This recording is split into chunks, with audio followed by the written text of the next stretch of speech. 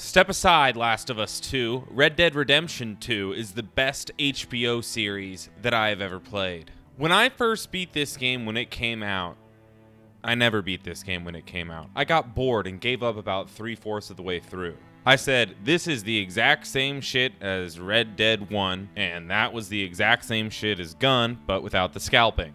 And in an age of video games where Zelda lets you build tanks and things like Elden Ring exist, the real problem with going back and replaying these old Rockstar open world games is that they're not actually open world. They are role-playing shooters that just happen to take place in the most realistic open worlds ever created. You play as a set character who has a set way of acting. There are some dialogue choices, but they have very little effect on how situations play out, outside of occasionally choosing to spare or kill someone, but your options never change. Even if you bully the illiterate, a nun at the end of the game will say you're a good person. It's dated game design that Rockstar reuses over and over. You fuck young boys, Valdez. For example, at the end of GTA 5, you have to pick one of the 3 main characters to kill. Pick a random one, there's a car chase, and then some big cinematic cutscene happens. And that's fun, that's fine.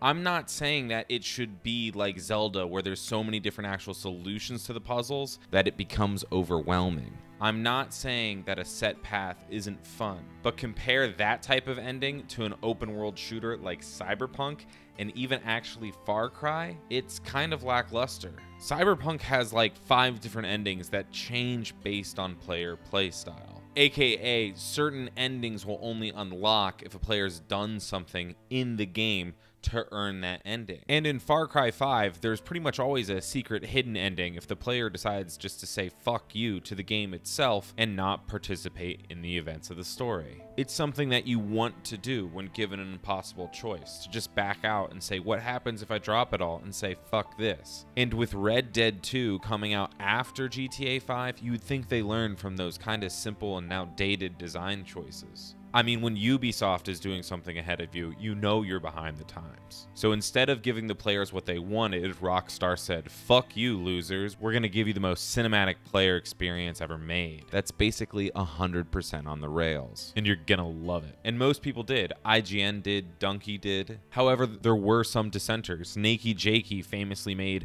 a fantastic video on Red Dead Redemption 2 that is so much better than this and goes into all of this way more in detail. So go watch his videos. But as a Nakey Jakey Donkey clone, I wanted to have my own critical video on this game. So as I was playing, I kept my hands tilted in front of my face the whole time to seriously consider what was happening in front of me. From the start of this video, you can tell I agree with Jakey. This whole game is built around being as realistic as possible. You can get hit by lightning, bitten by a snake, kill your horse by just running it into a tree. I can't think of another game where you get tuberculosis. Oh wait, shit, Far Cry 2 did that too. But despite all this realism, it's not real enough to let the player dismount their horse a few feet in front of mission objectives. You can get yelled at for going into first-person mode and looking at the character's breasts, but the supporting cast will still call you one of the best men they ever knew. The choices you make in this game literally don't matter. But after playing through this game for the second time, I've realized that Arthur is unlike Franklin and Nico. He's supposed to simply be a window that you view the events from. If Arthur, or for that matter any other character, had too much player agency, the whole thing would go tits up, because this is a prequel to the new Jim Milton game. On my second playthrough, I decided to focus as little on the story as possible, and just focus on camp. But more importantly, watch the characters have better conversations with them than the entirety of other franchises. All with motion capture that would make it feel like a cutscene.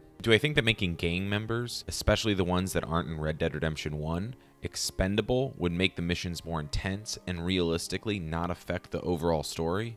Absolutely. It would be a bitch to ride around, but if Cyberpunk and Baldur's Gate can have you kill off main characters, then it's totally possible. If Rockstar was willing to change the concept of the entire game from the ground up. But the result would be that the new open gameplay would match the new open world. To get back on topic, I think the problem was that Rockstar really tried to make Arthur an interesting character. But yet that interesting character spends the majority of this game in a stagnant pool of Arrested Development.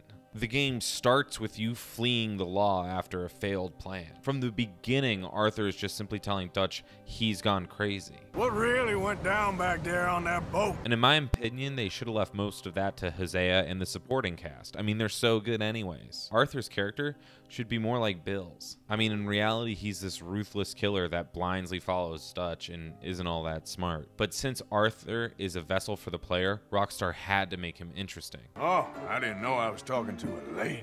I might have even gone with a near silent protagonist in this game, which I hate normally. But at this point, you aren't playing it for Arthur, John, or even Dutch. You're playing it for these minor cast of characters who bring so much more together. And it's funny because Red Dead Redemption 1 really wasn't about its supporting cast. It was all about John Marston, as he struggles to leave his past behind, trying to keep on the straight and narrow, but only being valued for the things that he hates doing. It would be really awesome to go back and play Red Dead Redemption 1, and then compare them and contrast those missions with the missions in Red Dead Redemption 2, and see if there's more choice, wouldn't it? So it is a damn shame Rockstar pulled some of the biggest bullshit I've ever seen and charged $50 for the Red Dead Redemption remaster. You know this will drop down to $20 on Black Friday. But Rockstar is perfectly happy to put out a shitty port of an old game, because gamers are too happy to buy it. These are the same gamers who will pay $60 for Pikmin 4. That is the competition to Red Dead Redemption. And if I have to pick one of those games, I'm picking Red Dead Redemption. Especially since it comes with Undead Nightmare. With the game standard here at Tibbs TV,